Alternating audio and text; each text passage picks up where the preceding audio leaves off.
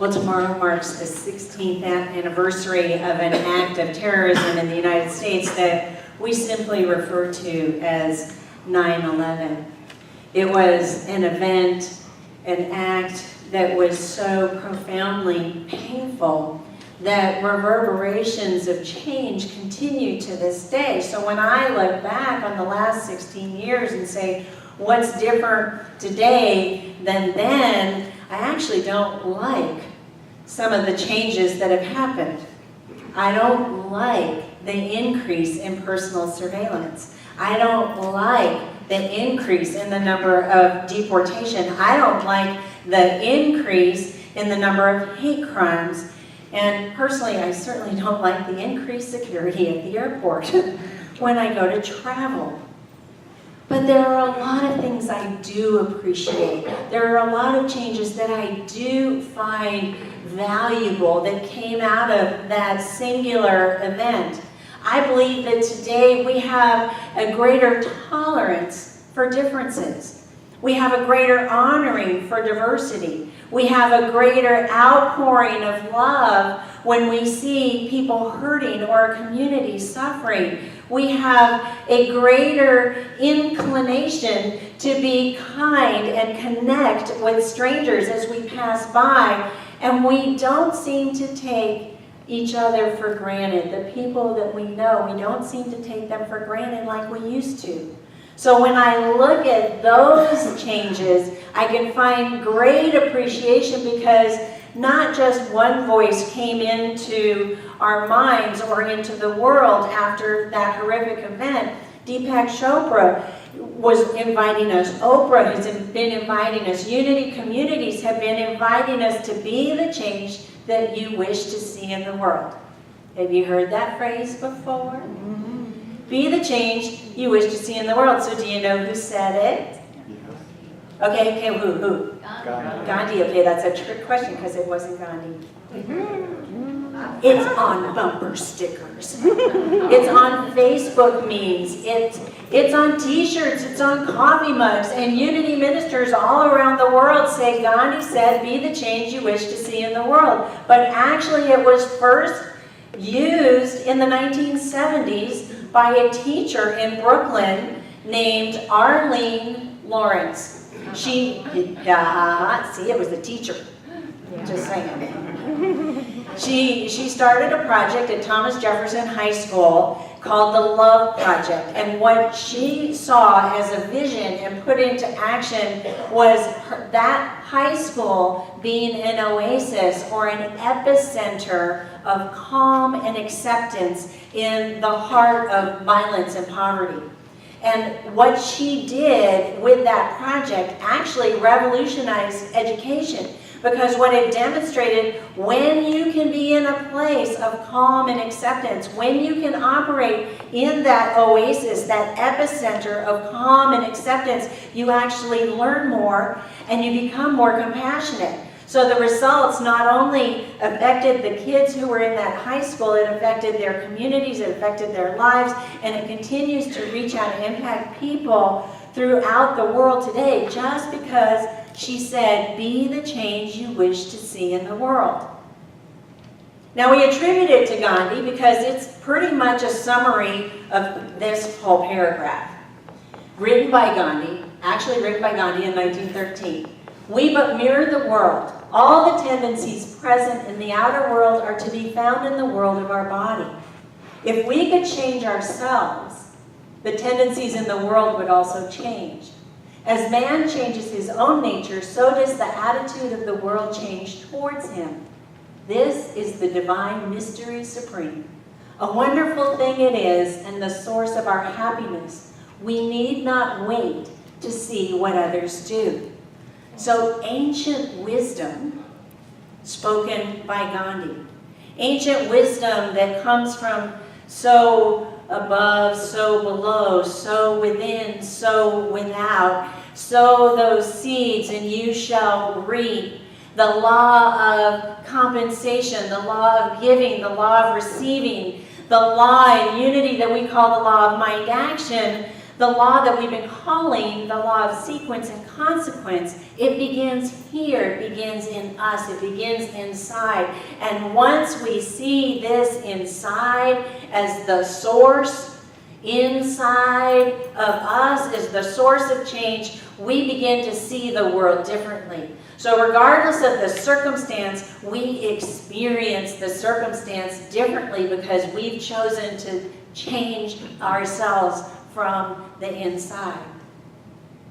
Sometimes we forget that the mechanics and the machinery that's been set in motion got set in motion by the thoughts and the words that we were holding in ourselves. We forget that our words and our thoughts are equal to dynamite or equal to something even stronger in today's terms of dynamite. We hurl our words and thoughts into the universe, and that's exactly what shows up. We get mad, we get sad, we hurl those words out, and then we say, gosh, why is this happening to me? It's because we forget that it starts right here. What can we change anyway? In this moment, what can we change? We can take workshops about change, we can take classes about change, we can learn about change, we can research change. We can't change what is right in front of us, but we can change how we feel about it. I had a minister once, when I was growing up, and he always used to say, not even God can change the past. And he was right, not even God can change the past, but God can't even change the present. But we can change how we feel about it. We can change how we experience what's going on. We can plant the seeds now for a better tomorrow. Be the change you wish to see in the world. In 1990, my brother-in-law at the time, Michael, received a diagnosis of HIV/AIDS, and it was very difficult for him to share with the family because his whole life, Michael had been a people pleaser. And this news did not please the family. But that diagnosis changed Michael night to day. He became crazy happy. And when I say crazy happy, it was the kind of happiness that is natural and spontaneous and real. And for the first time in forever, he would sit down and tell jokes and laugh with his father. Honestly, if you knew the man, you would know that that was phenomenal. But it came because Michael just turned into this crazy happy guy. My favorite memory of Michael will always be him dancing down the hallway in the hospital with his IV rack. He was swinging it, and he was swinging it, and he was singing, and he'd do this dip, and he would say, I got the nightlight, baby. Da, da, da, da, da, da, da. You know, the Cars, let's go. I got the nightlight. I mean, that's how crazy happy this man became, because he was willing to reach inside and find a source that was true happiness for him. Florence Scovel Shinn has amazing wisdom in this little teeny tiny book called The Power of the Spoken Word. And I was invited to pick it up the other day because I was struggling with something. I was anxious about something, and my friend just said, I don't know, read Florence Scovel Shinn. So I did, and I opened to the very chapter about anxiety, and there she told a story about a woman who lived her whole life in fear, particularly around money. She was always worried about not having enough money. And one day she got to looking at her life and the results that she was producing and the situations that ultimately she had set in motion with that machinery of her mind. And she recognized that anxiety was her source of lack. And she could have God as her source of abundance. And so she did this radical swing in faith from fear to God. And as soon as she did this, she started, the outpicturing came in different ways. She decided she would take a look at her wardrobe, of all things, her wardrobe. And she would put on her clothes, and if she said, you know, this outfit makes me feel poor, and then she would get rid of it, and she'd save her money so she could buy an outfit that she could wear that would make her feel rich. An outworking of that inner change. And then one day she got notice that somebody she knew died, somebody she said she had no claim on, wasn't a relative, but it was actually a friend of the family. She had died and left her $1,000. Now this book is written in 1926, so do that math for today, getting $1,000. So she felt pretty good, and she said, you know what, I'm going to practice tithing. I'm doing these outer acts because I have this inner commitment. I'm going to start tithing 1/10 of my income. Everything that comes to me is going to the source of my spiritual nourishment. And the next thing you know, she got another $1,000. And then her whole world opened up, and she started earning thousands and thousands of dollars because she was willing to reach inside to take a look at what was holding her back, what she had plastered over herself, her subconscious, and make that swing in faith. Florence Scovel Shinn goes on to say, anxiety, holding on to anxiety is like having barnacles on a boat. How many of you have ever owned a boat that got barnacles? Okay, see, I knew I was not the only one in here. I owned a sailboat for 18 years. And that boat got barnacles. And we would take the boat out and put it in dry dock. And getting those barnacles off was not an easy process. It took perseverance. It took grit. It took chiseling almost. And it took sanding. Now the hull of our boat was blue. Smurf blue. So I just want to give you a visual of how I looked at the end of the day after sanding and scraping and standing there getting all this blue all over me. But it was worth it because then we were faster, then we were cleaner. And it's just like those thoughts that we hold on to, those anxious old thoughts that are encrusting our subconscious. If we're willing to chip away, if we're willing to sand and smooth our edges, think of how free we can be. How free we can be to experience that source of our happiness, that pure, unadulterated spirit of love, of joy, and peace, and be singing our own, she's got the nightlife, baby.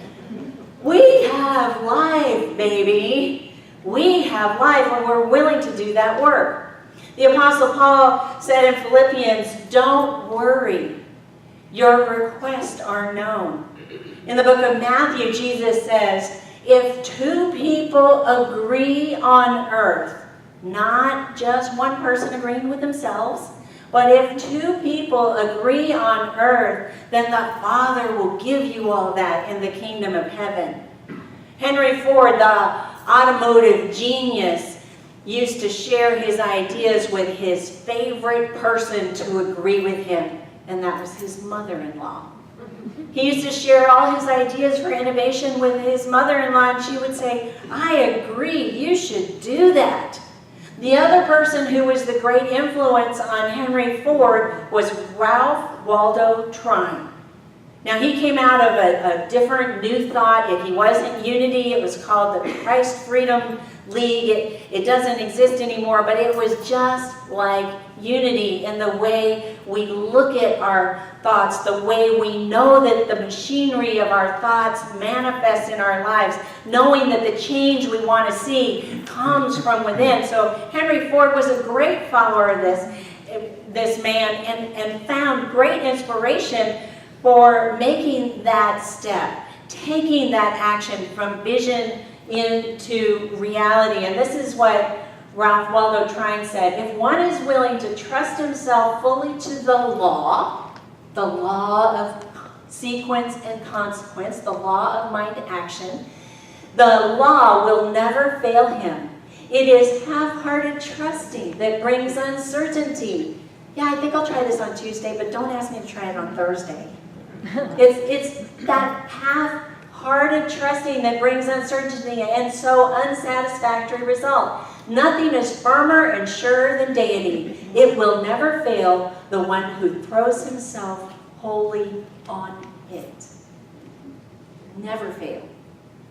There was a story written up in a newspaper in 1931 that had taken place 50 years earlier, and it's a story about trust. It's a true story. Two men decided that they were going to walk a wire across Niagara Falls, one on top of the other. So they practiced, and they practiced, and they practiced.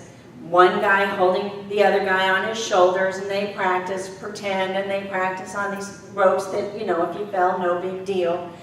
But it came time for the event to occur. And the one who was walking the wire came to his partner and said, "We've done all the work, we've planted all the seeds, but this is what I'm asking you. And this is what I'm telling you is going to work. You have got to completely trust me. We have got to work in unison. I am the one that is totally responsible for the success of our endeavor. If I fail, we all fail. And this is what you need to do. Every time I move, you need to move with me. So if I sway to the left, you sway to the left.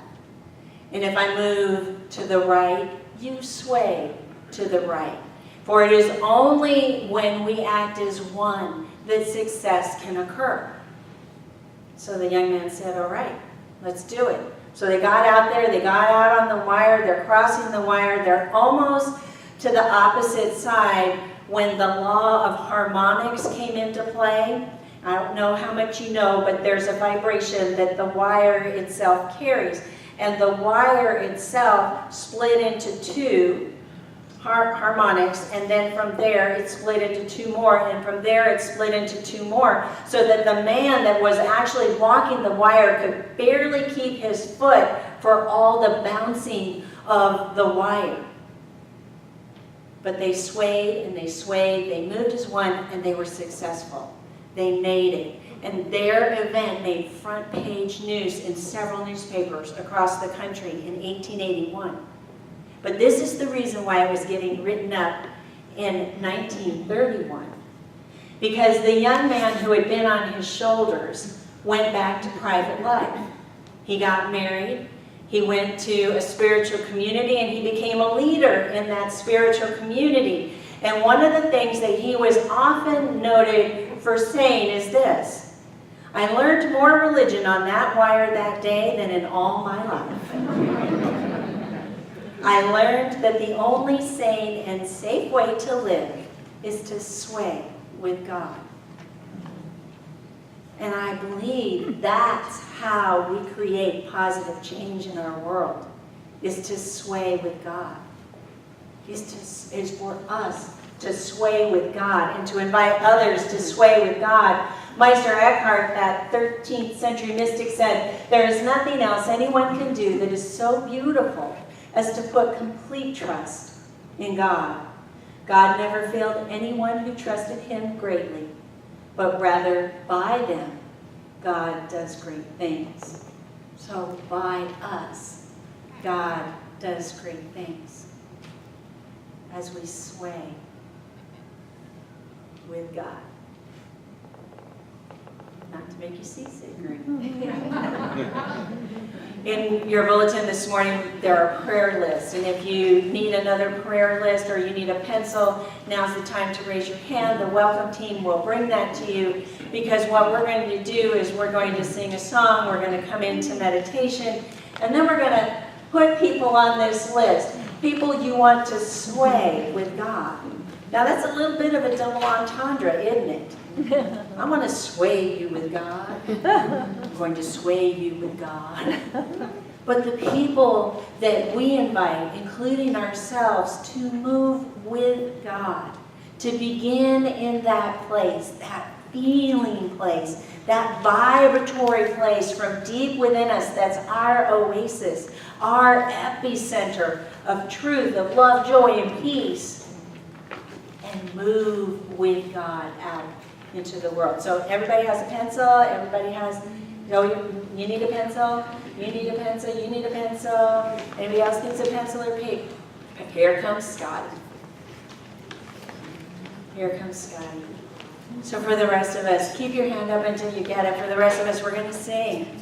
I will be, I will be, I will be.